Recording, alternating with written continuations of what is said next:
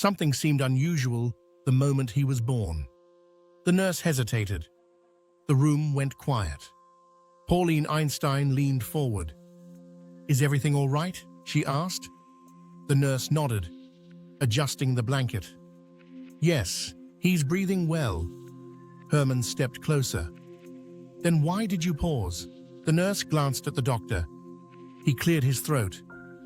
"He appears healthy," he said carefully. "But his head, it's somewhat larger than average, and the shape is unusual at birth." Pauline stared at her newborn son and whispered, "Why is his head so big?" The doctor met her eyes. "It usually corrects itself as the child grows. There's no immediate cause for concern." Pauline nodded slowly, holding her son closer. But worry doesn't listen to doctors. Albert didn't cry like other babies. He was quiet. His eyes followed light and shadows across the room, tracking their movement with startling focus. One afternoon, Pauline held her hand in front of his face. "Albert?" He blinked, slow, intent, then looked past her. Pauline glanced at Herman.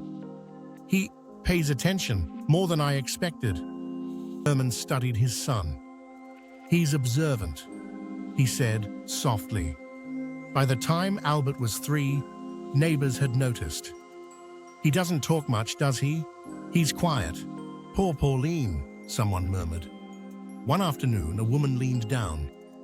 "Albert, can you say hello?" He parted his lips. No sound came.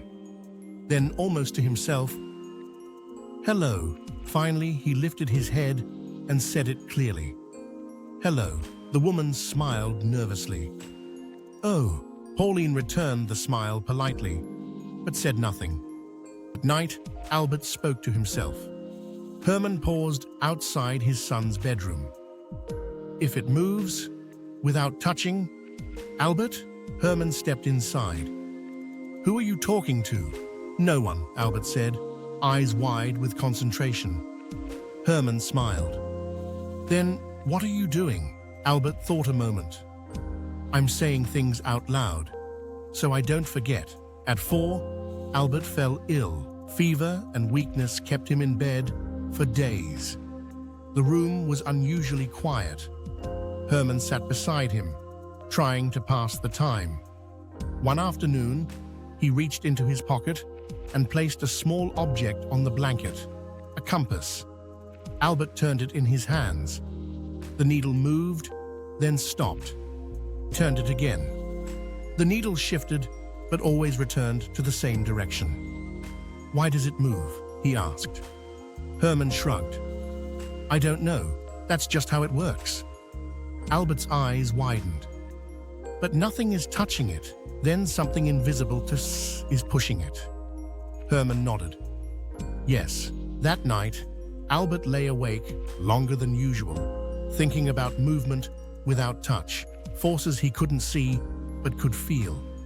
After that, Albert asked more questions than ever. Adults often answered, "I don't know," or "That's just how things are." Why does the clock keep going? Why does light change when it moves? Why do things follow rules? Pauline folded laundry beside him. "Albert, you ask a lot of questions," she said gently. Albert looked up. "I'm just trying to understand." At 5, Albert received a violin. He frowned. "It's too loud." "Just try," Pauline said, adjusting his hands. Albert dragged the bow across the strings. Screech. He flinched and stopped. Pauline waited. "Again," she encouraged. Slowly, he tried once more. This time, the sound was uneven, but something clicked. His face softened. "This," he whispered, "makes sense." One winter afternoon, Albert stood outside, watching the snow fall. Herman joined him.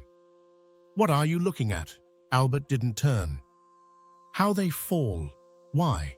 "They all fall differently, but they follow the same rule." Herman studied his son. "You notice a lot of things." Albert shrugged. I just watch. The world would later call Albert Einstein a genius. But before the equations, before the lectures, before time itself bent, he was just a quiet boy, watching invisible forces, asking questions adults couldn't answer, and refusing to believe the world was simple.